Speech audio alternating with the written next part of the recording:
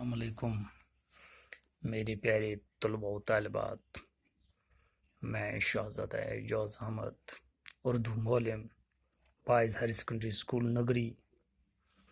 امید ہے کہ آپ سلامت سے ہوں گے۔ میری پیاری طلباء و طالبات، آپ کو معلوم ہے کل ہم نے میر کی غزل نمبر 1 پڑھی ہے۔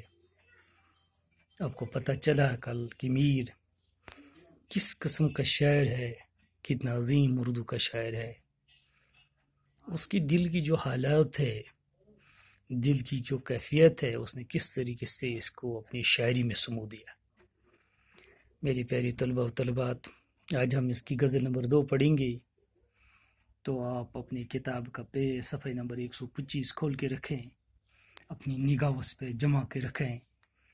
پہلے میں آپ کو یہ سناؤں گا اس کی غزل نمبر 2، پھر اس کی تشریح کرنے کی کوشش کروں گا، کیونکہ کل بھی میں نے بتایا، آج بھی بتاؤں گا کہ غزل کا ہر شعر معنی کے لحاظ سے جدا گانا ہوتا ہے، لہذا یہاں ہر شعر کی الگ الگ تشریح کرنی پڑتی ہے۔ اور یہ بھی میں دوبارہ بتانا چاہتا ہوں کہ غزل کا شعر کا اصلی روح اور معنی اور متن کیا ہے وہ خود شاعر جانتا ہے، ہم تو لفظوں کی تشریح کرتے ہیں۔ غزل نمبر 2 میں پڑھوں۔ ہنگامہ گرم کن جو دل نہ صبور تھا، پیدا ہر ایک نالے سے شور ناشور تھا، پہنچا جو آپ کو تو میں پہنچا خدا تہیں، معلوم اب ہوا کہ بہت میں بھی دور تھا، آج سے بلند دل کی نہ تھی ورنہ اے کلیم، یک شعلہ برگ اور من صد کوہ طور تھا، کل پاؤں ایک خاصے سر پہ جو آ گیا، یک سر وہ استگان شکستوں سے چور تھا، کہنے لگا کہ دیکھ کے چل رہے بے خبر، میں بھی کبو کسی کا سر پر غرور تھا وہ تو رشک حور بہشتی ہمیں میر، سمجھے نہ ہم تو فہم کا اپنی قصور تھا۔ میری پیاری طلباء و طالبات، جو ہنگامہ لکھا ہے اس نے، ہنگامہ گرم خون، اس کا مطلب ہے جو میں نے لکھا ہے، آپ بھی لکھیں اپنی نوٹ بک پہ، فتنہ فساد کو بڑھانے والا۔ پھر لکھا ہے اس نے یہاں دل ناصبور، اس شعر میں ہے دل ناصبور کا مطلب ہے بے صبر، اس کا مطلب ہے بے صبر۔ تو شاعر اس شعر میں فرماتے میر کے اگر میں اپنے دل کی بے بسی، لاچارگی، افسردگی، اس میں جو غم اور پریشانی، اس کی کیفیت کا اظہار کرتے ہوئے کہتے کہ اب میں اپنے دل کی حالت بتاؤں گا، اپنی زبان سے اس کا اظہار کروں گا، تو اتنا شور برپا ہوگا، لوگ سمجھیں گے شاید قیامت برپا ہوئی ہے، لوگ سمجھیں گے شاید قیامت برپا ہوئی ہے۔ تو یہاں شاعر اپنی دل کی وحشت حالی کا ذکر کرتی ہے، فرماتی ہے کہ میرا بے صبر دل اس قدر بے چین ہے کہ فریاد اور زاری سے حد سے بڑھ گیا، اور میری یہ فریاد زبان سے اس کا اظہار ہو جائے گا تو قیامت کا جیسا شور پیدا ہو رہا ہے۔ شاعر نے اپنی فریاد اور آوازاری کی شدت کو قیامت کے شور سے تشبیہ دیتے ہوئے نہایت مؤثر انداز میں بیان کیا۔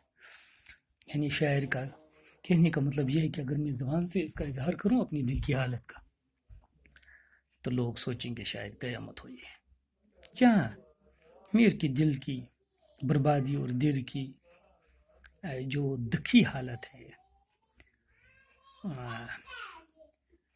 اس نے شدت سے اس کا اظہار کیا۔ اسی طریقے سے میر کہتا ہے کہ پہنچا جو آپ کو تو میں پہنچا خدا تہیں، معلوم اب ہوا کہ بہت میں بھی دور تھا۔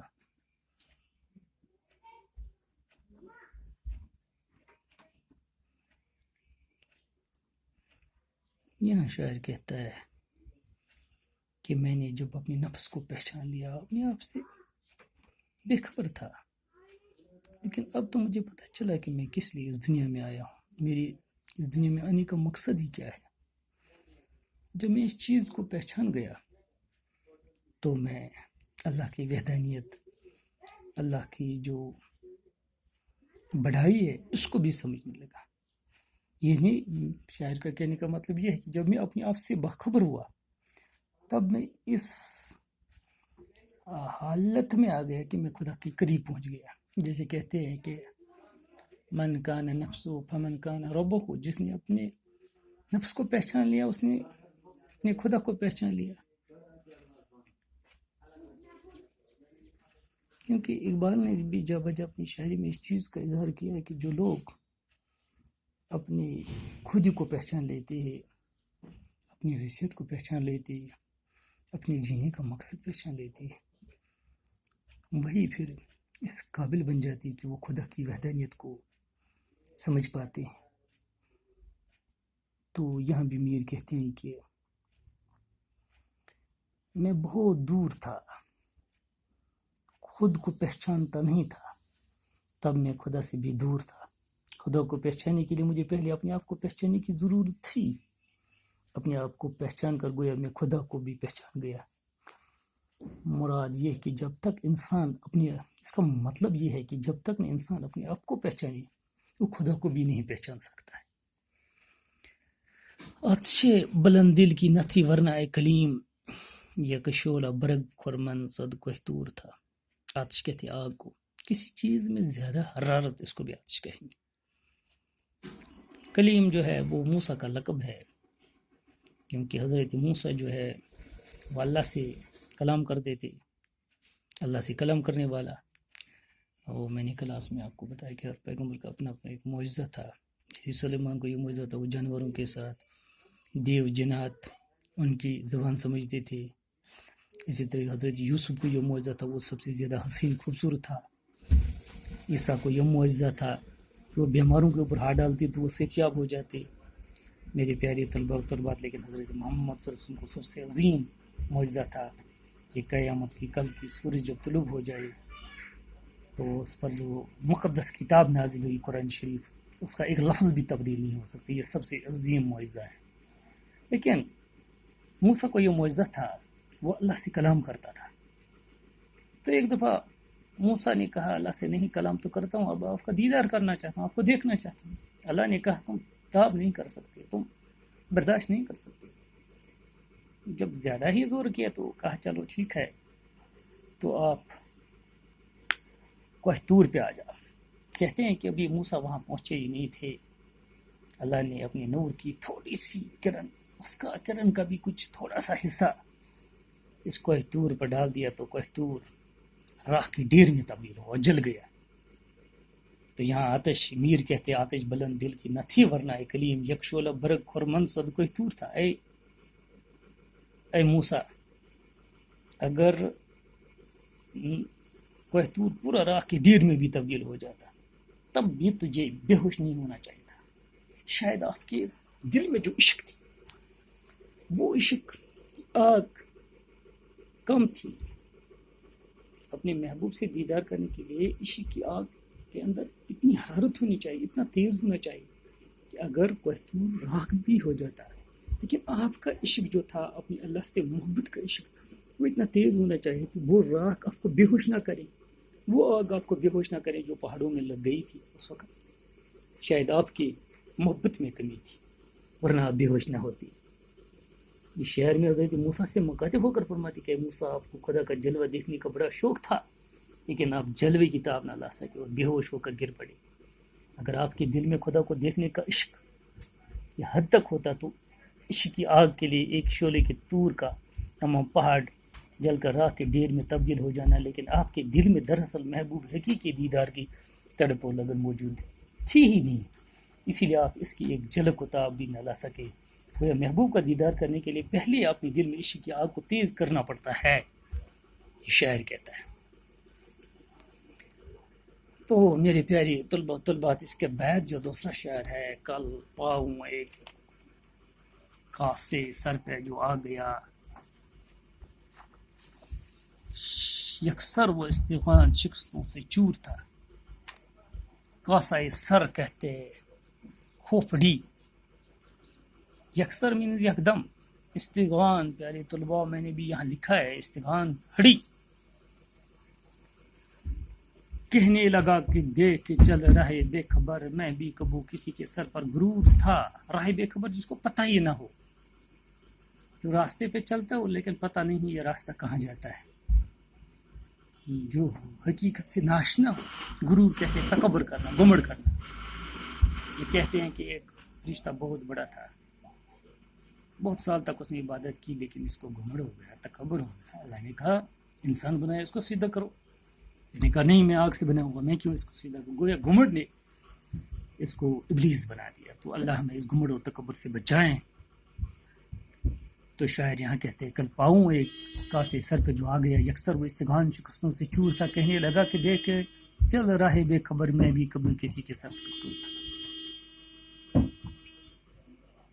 شاعر کہتا ہے کہ کل میں کہیں سے جا رہا تھا تو اچانک میرے پاؤں جو ایک شکستہ، جو اپنی اصلی حالت میں نہیں تھا، شکستوں سے چور تھا، ایک کھوپڑی پر پڑ گیا. تو اس کھوپڑی نے یہ آواز دی اے انسان، اے بے خبر انسان، نادان انسان، ذرا دیکھ کے چل. آج جس کے اوپر آپ اپنے پاؤں سے رون ڈالتے ہو، جس کے اوپر اپنے پاؤں ڈالتے ہو، ایک زمانے میں یہ بھی کسی انسان کے گمڑ اور غرور تکبر کا وجہ تھی. تو یہاں شاعر انسان دنیا کی بے بسی اور ناپائیدگی کا ذکر کرتا ہے. کیونکہ علامہ اقبال بھی اس موت پر ایک شعر کہتے ہیں کہ تیرے آزاد بندوں میں یہ دنیا نہ وہ دنیا، یہاں جینے پر پابندی وہاں مرنے پر پابندی.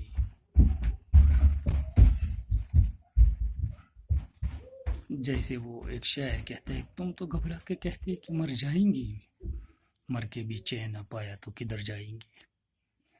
ایک اور شاعر کہتا ہے اس موت کے بارے میں کہ سامان کوئی بشر اپنی موت سے آگاہ نہیں ہے، سامان 100 برس کا ہو پل کی خبر نہیں ہے.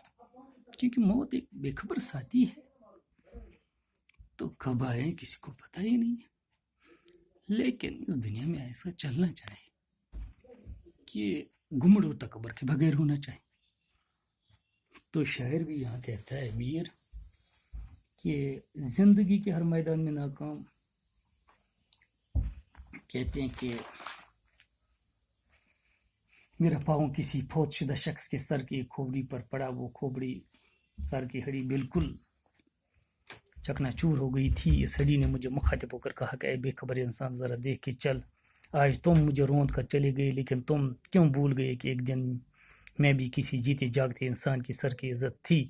آج اگر وہ سر خاک میں مل گیا اور تم اس سے روندے چلے جا رہے ہو تو یہ بھی سوچو کہ کل تمہاری سر کی کھوپڑی بھی میری طرح خاک میں پڑی ہوگی، تو لوگ اس سے بھی اپنے پاؤں تلے رونتے چلے جائیں گے. شاعر کی یہ مراد ہے کہ انسان کو اپنی ناپائیدار زندگی پر غور نہیں کرنا چاہیے اور زندگی کے عبرتناک انجام کو ہر وقت ملحوظ خاطر رکھنا چاہیے. انسان کی زندگی اور عزت و شہرت ہمیشہ رہنے والی نہیں ہے، اس بات کو ہر وقت یاد رکھنے کی ضرورت ہے. تو اسی طریقے سے میر کہتا ہے تھا وہ تو رشک حور بہشتی ہمیں میں میر، سمجھے نہ ہم تو فہم کا اپنی قصور تھا. رشک کہتے ہیں جس پر انسان گمڑ کرے، فخر کرے. حور کہتے ہیں ایک خوبصورت عورت جو جنت میں ہوگی. بہشت، یہ بہشت ہے جنت. تو اب حور بہشتی کہتے ہیں جنت کی حور کو. فہم کہتے ہیں عقل کو. قصور مینس غلطی، فہم کہتے ہیں عقل کو. تو میر کہتا ہے تھا وہ تو رشک حور بہشتی ہمیں میں میر، سمجھے نہ ہم تو فہم کا اپنی قصور تھا. شاعر یہاں کہتے ہیں کہ میری محبوب جو ہے وہ اتنی حسین اور اتنی خوبصورت ہے جیسے جنت کی کوئی حور. اب میر اپنے آپ سے کہتا ہے میر تم اپنی محبوب کی خوبصورتی، اس کو حسن کو نہ سمجھے. یہ آپ کی عقل کی کمزوری ہے، یہ آپ کی عقل کی کمی ہے، ورنہ آپ کی محبوب جو ہے وہ جنت کی حوروں کی طرح خوبصورت اور حسین تھی. اور آپ اس کی حسن کو نہ سمجھے، یہ آپ کی عقل کی کمزوری ہے، یہ اس کے حسن میں کوئی کمی نہیں تھی. شاعر اپنی محبوب کی تعریف کرتے فرماتے کہ جنت کی کسی حور کی مانند حسین و جمیل محبوب کی قدر ہم نے نہیں کی، ورنہ آج وہ ہمارے ساتھ تھا. اگر ہم اس کی قدر نہ کر سکیں اور اس کی اہمیت کو نہ سمجھ سکیں تو اپنی عقل کی کمی ہے. شاید کوئی احساس ہے کہ جب محبوب اس کے پاس تھا تو اس کی قدر نہیں کی تھی. لہٰذا یہاں اس شعر کے ذریعے میر اپنی محبوب کی جنت کی خور سے تشبیہ دیتا ہے. شکریہ میرے پیارے طلباء و طالبات.